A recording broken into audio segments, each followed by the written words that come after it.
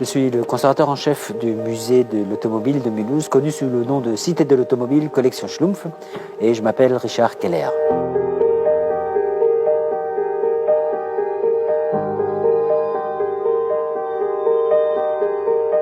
Actuellement, je me trouve dans un prototype Bugatti, baptisé Type 28, sorti en 1922. Le prototype est vraiment né au salon d'octobre 1922 à Paris. La voiture est aujourd'hui unique au monde. Il n'y a eu qu'un seul prototype qui a survécu jusqu'à nos jours.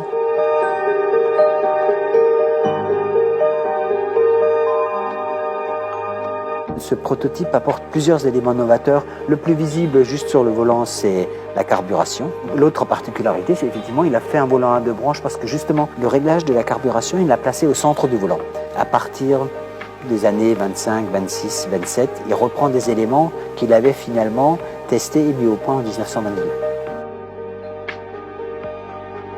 Une restauration comme ça doit d'abord résoudre les problèmes techniques et après il faut trouver un financeur et un financement complet.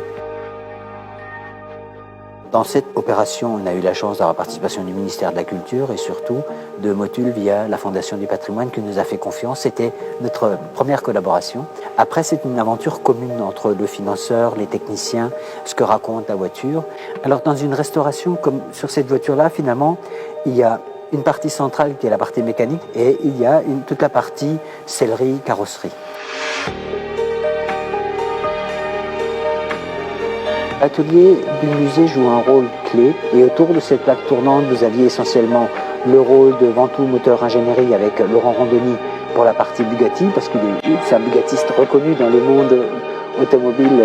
Et puis au niveau carrosserie, c'était Hubert Aberbouch, donc HH Service à Strasbourg. On a aussi des spécialistes qui interviennent sur un certain nombre de choses, par exemple des analyses d'huile. C'est vraiment le résultat d'un travail d'équipe. Avec cette restauration, cette voiture est sortie d'un état statique. Elle faisait partie de l'histoire de Bugatti. Aujourd'hui, elle entre dans le patrimoine roulant français.